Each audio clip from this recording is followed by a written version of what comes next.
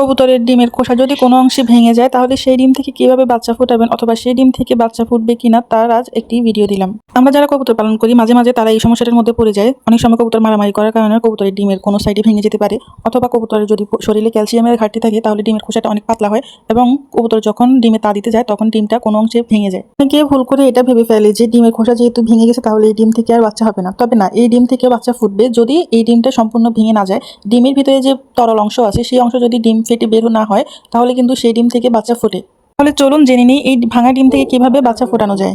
যখনই দেখবেন যে ডিমের কোনো অংশে হালকা ফাটল ধরেছে অথবা খোসাটা কোনোভাবে ফেটে গেছে, তখনই সাথে সাথে সেই ডিমটা খাঁচা থেকে বের করে নেবেন এবং ডিম যখন বের করবেন খাঁচা থেকে তখন অবশ্যই প্লাস্টিকের ডিম ব্যবহার করবেন। কবুতর যেন সেই ডিমে তা দেয়, কারণ কবুতর থেকে এভাবে ডিম নিয়ে ফেললে কবুতরের খাঁচা যদি খালি থাকে তাহলে কিন্তু কবুতরের খাঁচায় পরবর্তীতে ডিম দেওয়ার পরে কবুতর সেই ডিমে তা দিতে চাইবে না। তাই খাঁচা থেকে যখনই ডিমটা বের করবেন তখনই কবুতরের খাঁচায় প্লাস্টিকের ডিম দিয়ে রাখবেন।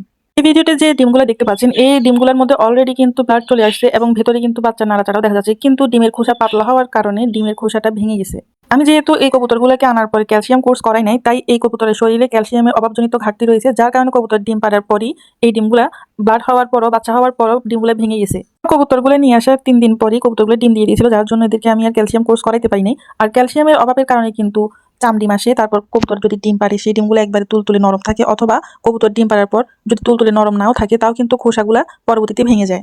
কবুতরের শরীরে ক্যালসিয়ামের অভাবে এবং অপুষ্টিকর জনিত খাবার খাওয়ার কারণে কবুতর কিন্তু খুব দুর্বল থাকে এবং ওই শরীর দুর্বল অবস্থায় কবুতর যদি ডিম পাড়ে তখন এই ডিমগুলো এইভাবে অপরিপূর্ণ থাকে, নরম ডিম থাকে, ডিমের খোসা একদম ভেঙে যায়। তাই কবুতরকে অবশ্যই মাসে 2 বার ক্যালসিয়ামের কোর্স করানো উচিত। 5 থেকে 7 দিন অবধি কবুতরকে মাসে 2 বার করে ক্যালসিয়াম কোর্স করানো উচিত। ক্যালসিয়াম কোর্স করানোর পাশাপাশি অবশ্যই প্রত্যেকদিন কবুতরকে ভালো পুষ্টিকর খাবার দিতে হবে। ক্যালসিয়াম কোর্সের পাশাপাশি অবশ্যই পুষ্টিকর খাবার রাখবেন, আর সেই পুষ্টিকর খাবার থেকেই কিন্তু ভালো ডিম বাচ্চা পাবেন।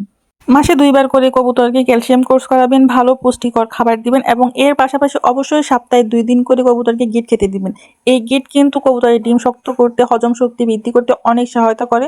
তাই অবশ্যই কবুতরকে গিট খাওয়ার জন্য দিবেন। সপ্তাহে অন্তত 2 দিন করে কবুতরকে গিট খাওয়াবেন। আমার এই কবুতর জোড়াটা আনার 3 দিন পরই কবুতরটা ডিম পেড়ে দিয়েছিল। দেখেন ভিতরে কিন্তু ব্লাড দেখা যাচ্ছে এবং বাচ্চাও দেখা যাচ্ছে।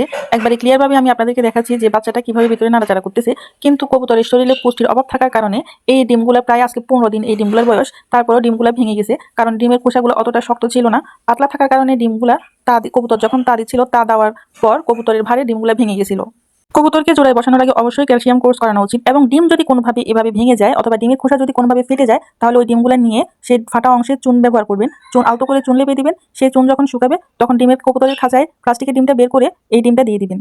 তাছাড়া কবুতরের ডিম যদি পুরোপুরিভাবে ভেঙে যায়, কবুতরের ডিমের ভেতরের তরল পানিটা বের হয়ে যায়, তাহলে ওই ডিমটা ফেলে দিবেন এবং সাথে সাথে ওই পেয়ারটাকে আলাদা করে দিবেন। কবুতরের জোড়াটাকে আলাদা রাখার পর ওদেরকে অবশ্যই 2 মাসের জন্য রেস্টে রাখবেন এবং ভালো মানের খাবার দিবেন। সবসময় ভালো পুষ্টিকর খাবার খাওয়ানোর চেষ্টা করবেন। ক্যালসিয়াম, মিনারেল, তারপরে ভিটামিন কোর্স অবশ্যই করাবেন। এই সম্পূর্ণ কোর্স করানোর পর 1 থেকে 2 মাস ওদেরকে রেস্টে রাখার পর তখন আপনি আবার সেই কবুতরকে জোড়া দিতে পারেন। তখন হচ্ছে কি যদি ডিম পারে তখন সেই ডিমগুলো এভাবে আর নষ্ট হবে না, এইভাবে ডিমের খোসাগুলো ভেঙে পড়বে না। আমার কবুতরের এই ডিমগুলো কিন্তু যথেষ্ট পরিমাণ বড় ছিল। কবুতরগুলো যদি সুস্থ থাকতো এবং তাদের শরীরে পর্যাপ্ত পরিমাণ ক্যালসিয়াম, ভিটামিন থাকতো তাহলে এই ডিমগুলো থেকে কিন্তু ভালো পরিমাণে বাচ্চা পাওয়া যেত। যখনই আমি দেখলাম যে ডিমগুলো হালকা ফেটে গেছে তখনই আমি খাঁচা থেকে ডিমগুলো বের করে নিলাম এবং এগুলোতে চুন প্রয়োগ করলাম। চারপাশে ভালো করে চুন লেপে দিয়ে তারপর ডিমগুলো আমি আবার কবুতরের খাঁচায় দিয়ে দিলাম। আর কবুতরের খাঁচায় এই ডিম থেকে বাচ্চা ফোটানোর ভিডিওটাও আমি আপনাদেরকে সবাইকে দেখাবো। তাই আপনার শখের কবুতরটাকে জোড়া দেওয়ার আগে অবশ্যই ভালোভাবে ক্যালসিয়াম, মিনারেল, ভিটামিন কোর্স করিয়ে নেবেন, যেন আপনি আপনার শখের কবুতর থেকে ভালো ডিম বাচ্চা করতে পারেন এবং আপনার খামারের প্রত্যেকটা কবুতর যেন সুস্থ থাকে তার জন্য অবশ্যই ভালো পরিমাণ খাবার দেওয়ার, পুষ্টিকর খাবার দেওয়ার চেষ্টা করবেন। কবুতরের মাসিক কোর্সের জন্য কি কি মেডিসিন প্রয়োজন, কি ভিটামিন, কি ক্যালসিয়াম দরকার সেটা নিয়ে আপনাদের জন্য একটা ভিডিও আমি অবশ্যই রাখবো। সবাই ভালো থাকবেন, সুস্থ থাকবেন, আপনার কবুতরের যত্ন নেবেন। ভালো থাকুন। আসসালামু আলাইকুম।